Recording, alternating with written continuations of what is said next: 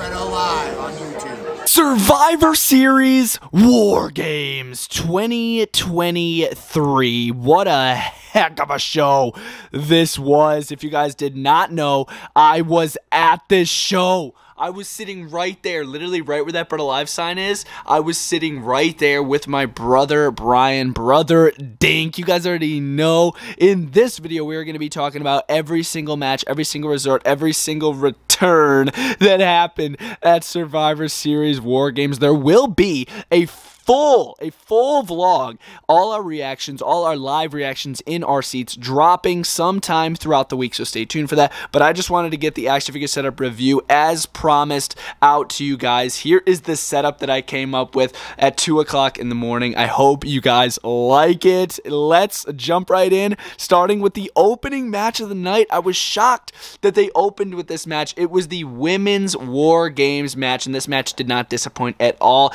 It was Damage Control versus Bianca Belair, Shotzi, Charlotte, Becky Lynch, and yeah, that was it. It was 4v4. It was a great match. My goodness, inside of War Games, we did see Io Sky dive off the top of the cage with a garbage can over her head. She's done that before in NXT. We did see Charlotte do a insane moonsault off the top rope onto a massive pile of bodies. We did see Charlotte and Becky Lynch make up during the match too. They started a little controversy too, because that was the whole storyline. Becky Lynch and Charlotte, will they get on the same page to win the match? They did. They hugged it out. In the end, Becky Lynch was able to hit the a big move through a table. A big move through a table to pick up the victory for the team, the face team, I like to call them. But my goodness, highlight of this match for sure, at least for me, seeing it in person, was Charlotte doing that moonsault off the top of the cage. That was literally pitch perfect. Like, normally when Charlotte hits the moonsault, she likes, I mean, she doesn't like, but like, she tends to miss the person. Like, she literally landed on the pile of people, like, literally hitting the bullseye. It was freaking perfect. Dude, like, oh my God, this match was just literally such a perfect way to open up the show. My goodness. And Becky Lynch did get injured early in the match. Like, she was getting tended to by medical. I'm not sure if they showed that on TV, but I did see that in person in a little sneak peek for you guys. They were like giving her something for blood, I think. I don't really know what was going on, but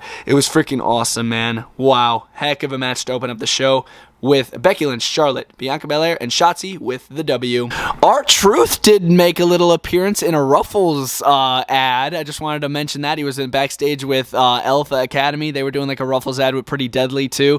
And I just thought it was really cool how we saw R-Truth. We haven't seen him on a WWE television in what seems like forever. So yeah, R-Truth was there. Into our next match, it was Gunther going one-on-one with The Miz for the Intercontinental Championship. Going into this match, I thought for sure, I'm like, yeah, there's no way The Miz is going to get that title. But they had me thinking at times that The Miz was going to win the belt. The referee's back was turned after he tried fixing the turnbuckle pad, and then Miz, he hits the low blow, similar to what he did on Monday Night Raw. A little callback to the storyline, which I love. Great attention to detail. And then The Miz hits the Skull Crusher finale, 1, 2, and then Gunther kicks out. And then from there, I'm like, okay, yeah, Gunther's got this match in the bag. Gunther hits a little powerbomb. The chops in this match were hard hitting, bro. Like in person, like Gunther goes so hard. Watching him at WrestleMania 39 in that triple threat, watching him here against The Miz. This match was freaking amazing. Miz looks so good, dude. I feel like he has another Intercontinental Championship run in him, and I feel like somehow they need to take the Intercontinental Championship off of Gunther. I feel like he needs to lose that belt so then he could win the Rumble and then maybe go on to bigger championships, actually.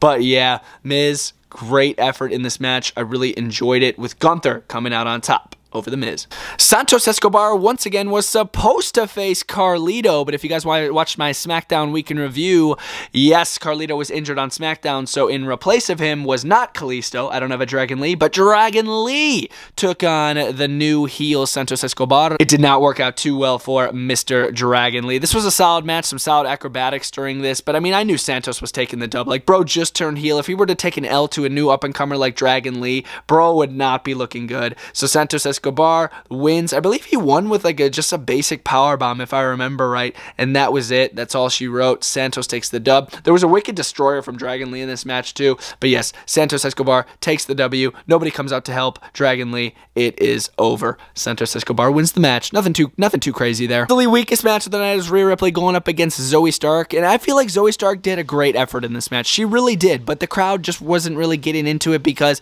I mean, we were sort of already gassed out from the Women's War War Games match and the Miz match. So, and we all knew that Zoe Stark was not winning this match. Rhea Ripley had to take the belt home. She had to retain the title, and she did. She won with the Riptide. She didn't have any help from any Judgment Day members. She did this one all on her own, which I loved, and she retained her World Women's Championship, which is really freaking cool. It was our main event. It was the men's War Games match, one of my favorite War Games matches of all time. This might even top the Bloodline War Games match from last year. It was Mr. Jey Uso, Cody Rhodes, Sami Zayn, Randy Orton, Seth Rollins versus Finn Balor, Dominic Mysterio, Damian Priest, Drew McIntyre, and J.D. McDonough, the Judgment Day. This match was literally insane. Oh my gosh, we opened the match with Seth Rollins and Finn Balor. I thought that was a great way to open the match, and then obviously participants kept coming in up until the last participant that was supposed to come in, which was Randy Orton. Randy Orton was not in a shark cage. He was not in a shark cage at the top of the stage, right? So Randy Orton has his own little entrance.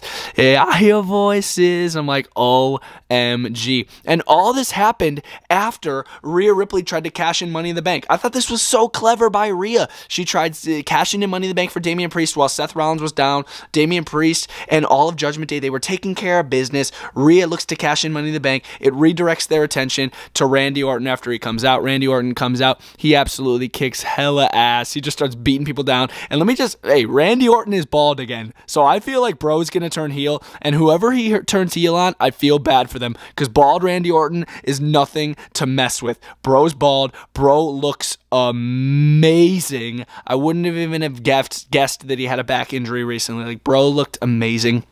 Highlight of the match, for me at least, was the RKO off the top of the cage. Like, I think it was Sami Zayn and Seth Rollins who had him at the corner of the cage, the corner of the War Games cage, and they threw J.D. McDonough off the cage, and then Randy Orton caught him in an RKO. Literally, the timing for that has to be insane for that to work, and for J.D. and Randy Orton to knock that down, it was literally insane. It looked so cool in person. I don't know how it came out on camera. I haven't watched it back yet, but oh my gosh, it was so damn cool, bro. Literally, everybody in this match, everybody hit their big moves at the end too. Jay hit his friddle. Jay hit like a frog splash. Cody hit a crossroads. Randy hit the RKO. Sammy hit the little kick. Seth hit the curb stomp. Like, literally everybody hit their big moves to win the match, and it was just insanity. It was insanity. Cody got the pinfall because they were playing his theme music. He got the pinfall with the crossroads, and it was just it was perfect. It was perfect. It looks like the show's gonna end, right? So I take out my camera and I'm like, there's 12 minutes left. It's not 10 o'clock yet. I'm gonna take out my phone and just record my face. So I do that, and then CM Punk, Mr. Phil Brooks, makes his presence felt in Allstate Arena in Chicago, Illinois. One of his favorite arenas of all time. The arena that he walked out with the WWE Championship with in WWE 2011 Money in the Bank. My God, he was here. He was home. He was here at Survivor Series, Allstate Arena. I am still losing my mind. I'm bugging out. If you guys did not see my short reaction video, and please stay tuned for my Survivor Series full vlog with Brian Brother Dink. It's going to be a crazy video. Some of you guys might even be in it. Like, literally, it was an insane night. Cannot wait to edit that video and post it. It's going to be dropping sometime this week. But yeah, Punk comes out. He comes out in a regular white t-shirt. He's trimmed up. He's got a spike. He looks good. He basically just walks up, stays up by the ramp. He doesn't walk down by the superstars. Seth Rollins was effing pissed, dude. He's standing up by the I'm not sure if they showed it on the show, but he was standing right here. He's like, F you, Punk, F you, Punk. I don't like you, because I guess Seth Rollins and him have beef. So, WrestleMania match, Seth Rollins, CM Punk, WWE World Heavyweight Championship. My God, it's going to be so good. Punk came out with a shirt, 100% white, like I said. He looked great. It was the remastered version of Cult of Personality that was released just a couple days ago, so that rumor came true. My God, dude. Like, oh my God, dude. I still can't believe it. I still can't believe it. We're like 4 hours, at the time of filming this video, 4 hours post when this happened, and I still can't believe it. I still cannot believe it. This was a heck of a show.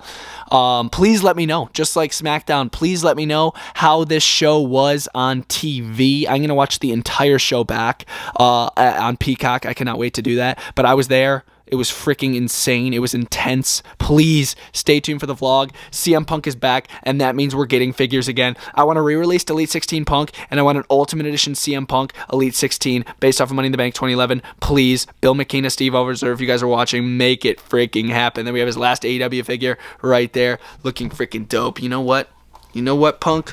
You know what? Oh my gosh, yeah, get that AEW belt. Get that AEW microphone out of the hand. He is in WWE again. He is in WWE again, baby. That is more like it. I love it. Let's go. I hope you guys enjoyed my Survivor Series 2023 review video. Yeah, there was only 5 matches. The War Games match were definitely the highlights of the night. My favorite match, if I had to choose besides the War Games match, it was definitely Miz and Gunther.